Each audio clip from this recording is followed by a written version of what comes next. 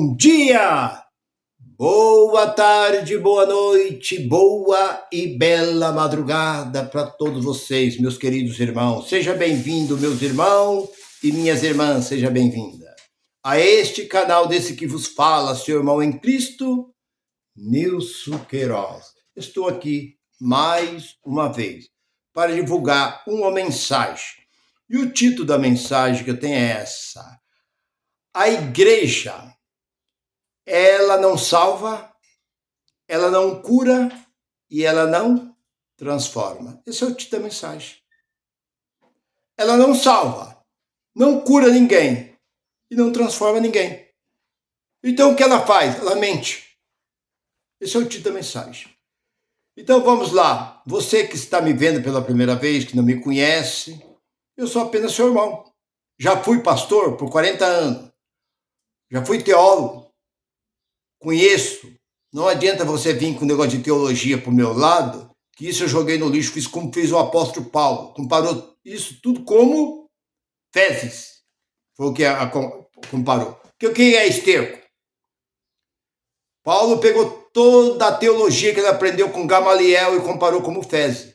E é isso que eu fiz. Então hoje eu prego a graça. Vivo de dentro, tem extraído de dentro desse livro a revelação que foi dada ao apóstolo São Paulo para nossas vidas. Então vamos lá. O que é salvação? Irmão, quem quer ser salvo aqui? O que é salvação? Salvação está baseado em 3 estilos. Salvação vem de um socorro. A pessoa muitas vezes cai dentro de uma água, está ali se afogando, grita por socorro. Alguém vai lá e faz o quê? Resgata. Tira aquela pessoa de lá. Isso chama o quê? A pessoa foi salva pela equipe, corpo de bombeiro, e veio ali e salvou aquela pessoa e tal. Então essa palavra salvação vem dali. Salvação também vem da libertação da mente. Porque quando o apóstolo Paulo, vamos um pouco dentro da Bíblia, quando o apóstolo Paulo disse assim, vocês sabem que Paulo e Silas foi preso por quê? Por nada. Simplesmente porque libertou uma jovem que dava muito lucro ao seu patrão. Capítulo 16 de Atos. Ali pelo versículo, você começa a ler ali, logo no começo do capítulo. Mas quando você chega no capítulo ali 16, você vai olhando, você vê que Paulo e Silas foram presos. E quando Paulo e Silas, estando eles presos, algemados, suas mãos num tronco, eles cantavam louvor a Deus. No versículo, lá pelo versículo 29, veio um terremoto à meia-noite, abriu a porta do cárcere e Saulo, mas Silas foram libertos. E o carcereiro, quando viu aquilo, o carcereiro puxou da espada, levou no seu pescoço. Paulo disse, não faça isso. Gritou com ele, estamos todos aqui. Ele ainda, tremo, pegou uma luz, uma tocha e foi até o cárcere. E todos os outros presos estavam tudo tremendo, tremeroso pelo que aconteceu. E aquele carcereiro, agora vendo tudo aquilo, eles viram que não se tratava de um homem comum, mas se tratava de ungidos de Deus. E ele o chama de Senhor. Senhores, o que eu devo fazer para ser salvo? Versículo 31. Crê no Senhor Jesus e serás salvo tu e a tua casa. Bem, então em cima desse versículo, esses movimentos religiosos ficam batendo, tá vendo, irmão? O carcereiro foi salvo. O carcereiro foi salvo por Paulo. Quem é Paulo para garantir salvação eterna para o homem. Quando Jesus disse para o ladrão: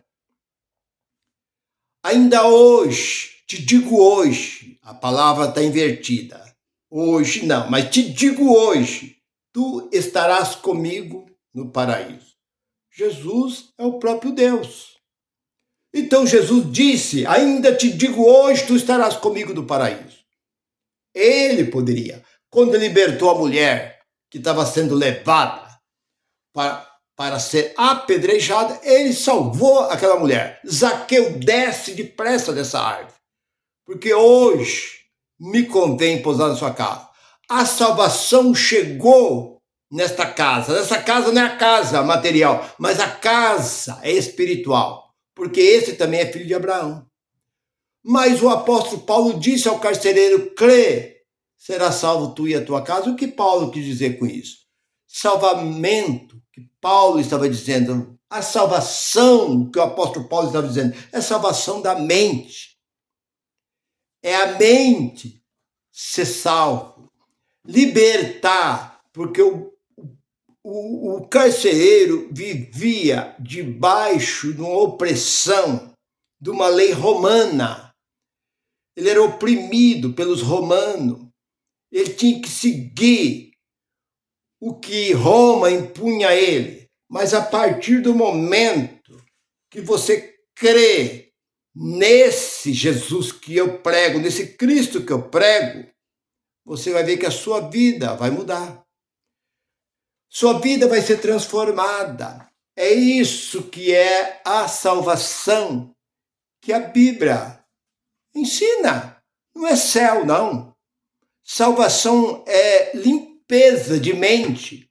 Porque se você é do sistema, você tem que ser salvo. Se você é um pastor, você tem que ser salvo. Se é um bispo, se é um apóstolo, você tem que ser salvo. Você ainda não é salvo.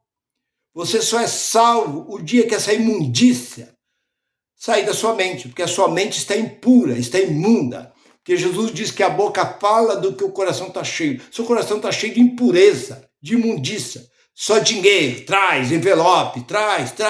Quem dá mais, Deus abençoa. Mentira, campanha, não pode isso, não pode aquilo outro. Não pode, mas ele pode tudo. Proíbe o povo a fazer, mas ele faz tudo. Porque acima dele não há quem pode. Porque ele pode tudo. Porque ele é o Todo-Poderoso. Então nós vemos que a religião, ela não salva, ela não transforma o homem. A pessoa não recebe transformação. Vocês podem ver que a chamada igreja, eu vou chamar de igreja, as pessoas entram lá dentro, ficam muito tempo, vão levar para o lado de presídio. Entra lá uns camaradas lá, e chega lá e começa a falar assim: vocês têm que aceitar Jesus e tal. Levam a piscina lá dentro da... Vocês já viram isso daí? Levam a piscina lá dentro dos presídios, batiza as pessoas. Eu tenho tantos membros lá dentro da... Né? Você tem tantos membros lá e tal. Eles estão ali dentro, cantando, lendo a Bíblia e tal. O dia que eu sair de lá, acabou. Por quê? Porque não há transformação. A religião não pode transformar o homem. O homem não pode ser transformado. Não tem transformação. Então, como eu disse, a salvação é limpeza da mente. Ela não consegue fazer. A transformação é transformar o homem num homem completamente diferente do que ele era antes. Eu conheço pessoas que estão dentro da igreja, eu já ouvi pastor falar: eu dentro da igreja eu sou uma coisa, fora da igreja eu sou outra. Lá em cima do púlpito eu sou santo, saí lá de dentro, eu sou completamente como qualquer um outro. Mexeu comigo, arrumou problema. Quer dizer, que transformação? Não tem transformação nenhuma. Vamos lá na cura, que eu disse. O tema da mensagem está incluído na cura. Por que esses grandes, esse chamado grande, que grande não existe, porque Jesus disse lá 23:8 de Mateus que somos todos irmãos.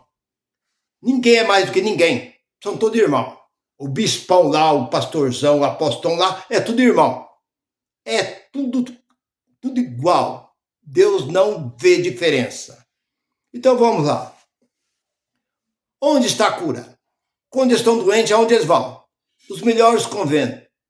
Eles têm um convênio médico, hospital excelente. Quando eles ficam qualquer uma coisinha, ele, os filhos dele, a família dele, é levado no hospital. Por quê? Porque eles não acreditam no que eles pregam. Porque eles sabem que isso é mentira. Porque Deus deixou o médico, a medicina, os médicos hoje existem para nós. As plantas medicinais existem para nos curar. Porque vocês podem ver que de Moisés, que viveu quase 15 séculos, onde houve cura na época de Moisés? Não havia cura. Onde houve cura? Na época de Jesus. Por quê? Porque Jesus veio para revolucionar o mundo. Veio com um ministério completamente diferente do ministério de Moisés. Por isso que ali no capítulo 1, versículo 17 de João, diz que a lei foi dada a Moisés, mas a verdade e a graça veio por Cristo. Então ele revolucionou o mundo através dos milagres e das curas que ele fez. Mas isso foi dado a ele e os seus apóstolos. Acabou. Porque o próprio apóstolo Paulo confirma isso em Atos, capítulo 20, versículo 29 e 30. Depois da nossa partida, da minha partida, vai surgir lobos, cruel e devorador, que não popa nem mesmo o rebanho de Deus. Pronto, tá aí. O que hoje existe em cima dos púlpitos é lobo, cruel e devorador, porque está aqui dentro. Então, por isso que a igreja, ela não pode salvar, ela não pode curar, ela não pode transformar, porque não foi dado esse direito a ela. O que ela sabe fazer é mentir. É mentir, nada mais do que isso, porque 4:3 de Romanos. Todo homem é mentiroso. Todo. Não escapa ninguém. Todo homem é mentiroso. E lá no profeta Jeremias 17:5, maldito. Você é um maldito se você acreditar neste seu pastor, nesse seu apóstolo, nesse seu bispo, você é um maldito. Porque está aqui, ó, 17:5 de Jeremias, maldito todo aquele que crê no próprio homem. Então, se você crê em Deus, porque nem mesmo Jesus, quando curava alguém, ele dizia, eu te curei. Ele dizia, a tua fé foi quem te curou. Então não adianta você cantar de galo, porque se você orou por alguém e aconteceu que alguém recuperou a sua enfermidade, não foi você, foi a fé daquela pessoa. Mas este livro desmente, porque eles mesmos não acreditam. Quando o irmão chega e fala que está doente, eles mandam fazer uma fila. Ora, quando termina a oração, que eu já contei aqui, que eu já vi muita decepção de pastores que chega falando que as mãos dele é ungida, onde ele põe as mãos, acontece tanta coisa. Eu estava conversando, né? Eu estou sempre conversando com pessoas e já vi muitos dublê. Pessoas que são pagas para fingir de paralítico, entra na igreja com muleta, entra fingindo que é cego, com a mão no ombro da pessoa carregada, e quando chega lá, a hora a pessoa começa a pular e fala que está vendo, é tudo dublê, que está ganhando um cachê para fazer aquilo, para poder conseguir arrastar multidão para ganhar dinheiro. Nada mais do que isso. Quando você vê alguém entregando folheto, ele não está preocupado com a libertação, salvação, transformação, não. Ele está preocupado em encher aquele local, para ele arrancar mais dinheiro. É isso, nada mais. Então você que entrega folheto, para. Quando alguém te der um bloco de folheto, rasga e joga no lixo. Que isso não vale nada. Como diz aquela música, joga no lixo. Porque eu fiz muito isso. Distribuí muito folheto. Preguei muito em ar livre. Mas foi perca de tempo. Então não perca o seu tempo. vem para a graça, assista a graça e você vai ver o que a benção, a graça vai mudar a sua vida. Sua vida é mudada através da graça. Meu irmão, eu creio que você não tenha dúvida. Você ouviu? Você entendeu? Você que ainda está em cima do muro. Será? Não tem será não. A graça é a única verdade que liberta, porque nós não ganhamos nada. Nós pregamos por prazer. Nós temos prazer em falar dessa verdade. Meu irmão, que a graça de Deus continua reinando sobre as nossas vidas. E se você ainda não inscreveu, inscreva no meu canal, curte e compartilhe. Graça e paz para todos. Goodbye, goodbye.